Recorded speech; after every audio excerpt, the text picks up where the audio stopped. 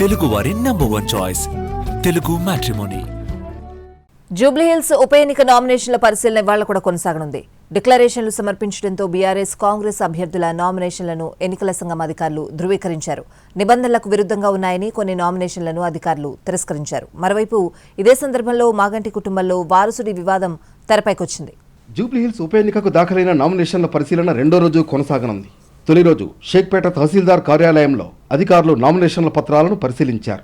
నిన్న కొన్ని నామినేషన్లను పరిశీలించిన అధికారులు ఇవాళ సైతం నామినేషన్ల పరిశీలన కొనసాగించనున్నారు. అయితే భారీగా నామినేషన్లు దాఖలు కావడంతో వాటి పరిశీలనకు సమయం పడుతున్నట్లు తెలుస్తోంది. మరోవైపు డిక్లరేషన్లు సమర్పించడంతో మాగంటి సునీత, నవీన్ యాదవ్ నామినేషన్లు సరైనవేనని అధికారులు ధృవీకరించారు. ఇదే సమయంలో మాగంటి కుటుంబంలో వారసత్వ వివాదంలో ట్విస్ట్ చోటు చేసుకుంది. జూబ్లీహిల్స్ బీఆర్ఎస్ అభ్యర్థి మాగంటి సునీత నామినేషన్ రద్దు చేయాలని ప్రద్యుమ్న అనే వ్యక్తి ఈసీకి లేఖ రాశారు. మాగంటికి అసలు వారసుడిని తానేనని లేఖలో ప్రస్తావించారు. సునీత మాగంటి గోపీనాథ్కు చట్టబద్ధమైన భార్య కాదని ఫిర్యాదులో పేర్కొన్నారు. తన తల్లి మాలినీదేవిని మాగంటి గోపీనాథ్ 1998 ఏప్రిల్ 29న పెళ్లి చేసుకున్నారని ఈసీకి తెలిపారు.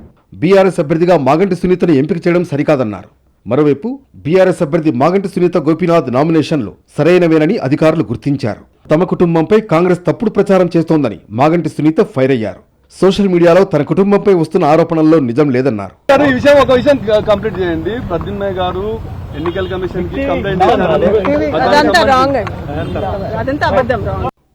మరోవైపు జూబ్లీహిల్స్ ఉప ఎన్నికకు సంబంధించి భారీగా నామినేషన్లు దాఖలు కావడంపై అధికార కాంగ్రెస్ లో అనుమానాలున్నట్లు తెలుస్తోంది. దీని వెనుక బీఆర్ఎస్ పాత్ర ఉందా అన్న కోణంలోనూ ఆలోచనలు చేస్తున్నట్లు సమాచారం.